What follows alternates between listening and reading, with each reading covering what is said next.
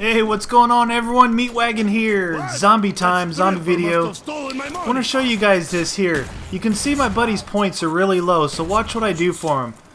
Tell him, I'm going to buy the grenades, I'll throw them on the ground, you pick them up and chuck them down there so you can build some points back up. So, if you are playing with some buddies and you're trying to do some high round strategies, these are some of the things you got to do. Play as a team. You know, I think he might have went down or had some bad luck at the box or had to rebuy his perks or something like that. So little things like that, you know, to help them build their points back up, because you need your teammates as much as they need you. So just keep an eye on that for each other to see what you can do to help each other out. That's just one little thing. We thought it was kind of funny to just chuck him on the ground. He can pick him up and get the points for him. So wanted to show you that, and what we're gonna do, I think we're just doing 3-player, and we're gonna show one round here of us running around in the upper loop strategy, and I wanted to try it with 3 players. I've got some cool things coming up, some 4-player shotgun only stuff I'm gonna do pretty soon. I want to do some stuff that might be more, oh, how do I say this? You know, it's like more exciting but short. You know, if we do these high round stuff, you go in 4 hours, 6 hours, and have to chop the videos up, and we've all seen that, right? So we're gonna do some stuff where we really limit ourselves to how we can kill the zombies. I love using the shotguns. I would love to be able to use the spaz on this, but there's just such a small amount of ammo that thing carries, and you can't buy the ammo off the wall. So I think I already did a little test run just by myself, just solo, where like I did before, I did a shotgun only challenge on Doris during the World at War stuff, and that video is actually on my channel if you guys want to scroll back and look for that one, where I allow the use of your pistol, like whatever you start with. You start with your pistol, your knife, and grenades. You can use that as much as you want, but you can't buy any other gun. Alright, you can only buy shotguns. And then you can use the barriers. And in Doris, the barriers, I used the barriers a lot during that challenge. It really helped out. So I did a test run on Kino here by myself, and I was able to sit in the starting lobby area here, build up enough points with my knife and my pistol, my grenades, to get through the first 2 doors here, and get down and buy the stakeout gun, which will be down here in the speed cola room where we're moving through right now. If you go down here and you hang a left instead of a right, you hang a left right there, and the stakeout's on the wall there. So I was able to get the stakeout, and then the shotguns work really good on the dogs, so you don't really have to worry about getting your jug before the dog round, so you can work on building your points back up. Now, doing it solo is a lot tougher because, you know, with a shotgun it's basically a one-shot kill, you know, up through whatever, through 10 or 12 or something like that. So you're not going to be building the same amount of points. And to open all the doors, to get all the way to the stage, then to have 2,500 points to go get your jug, and then start building points again to either go back and buy the Olympia to replace your pistol. And then if you do that, you absolutely have to have speed cola, because the Olympia is so slow. It's a 2-shotter, then you got to reload every time. But I was fairly successful in my test run. I was able to, I think, ultimately get both shotguns. I had jug, I had speed cola. I even upgraded. I got enough points to upgrade both at some point.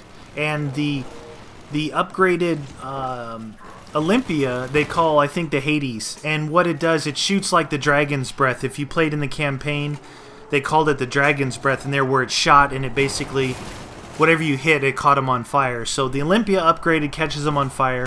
I don't know if it helps too much, but I like the stakeout. I don't think you really have to upgrade either one of them till maybe around 20 or so, but that might change with 4 players. But I want to try it with 4 players. Again, you know, we may only last around 15, you never know, but that's the fun part of those types of videos. Is it's what I call the challenge series. Knife only, pistols only, shotguns only, stuff like that, you know. Monkey bombs only. No, I'm just kidding. That would be funny though, wouldn't it? Monkey bombs only. Oh man, I amused myself, I guess. But yeah, the fun part about the challenge series, whatever it may be, any one of those, is that the videos tend to stay shorter, but more action-packed. You're going to see more moving around and dodging and running around crazy, so I like that. See, my buddy goes down here and I just go through all my my thunder gun ammo, because I'm telling the other guy to throw a damn monkey. Listen for it. There it goes. After all that, it was what, 4, 5, 6 thunder gun shots? So I wasted all that, but I haven't upgraded it yet, so it's not that big of a deal. And one of my strategies is I tend to wait until the last possible minute. I see a lot of comments on our videos over at Next Gen Tactics on our high round strategies wondering, hey, why don't you guys upgrade your guns? You know, why aren't you upgrading your guns? Well, you'll know when you absolutely positively have to upgrade it because of power, or that you're 100% out of ammo. And the only guns that I would even consider that would be like ray guns, thunder gun. If you're on 5, the Winter's Fury, you know, the HK, the RPK. When you run out of ammo with those things, you want to hold on to them because they're great point builders. So when you're out of ammo and maybe you know for a fact that you just had a dog round, then you go upgrade it. But don't waste 5,000 points on upgrading a weapon if you're not like past round 25 or so. There's no reason for it. Like this, you know, I use the MP40. Look at my points. I'm almost at 30,000 points. And I've built most of those points up using a regular MP40. Look at, watch, you'll see. I aim for the head, stand in there, pop their heads off. As much as you can, aim for the head. But you'll see, I hip fire a lot, and people criticize hip firing a lot too. Well, guess what? When you're trying to move and shoot, you see how I'm standing right there aiming in? I'm standing still. 1 or 2 crawlers at my feet coming from behind, that's it, I'm done, I'm down. So you'll see, I think you would change your mentality a little bit about hip firing if you get in these certain situations. You know, what you'll find is when you're shooting, aiming down the sights, you lose sight of your feet.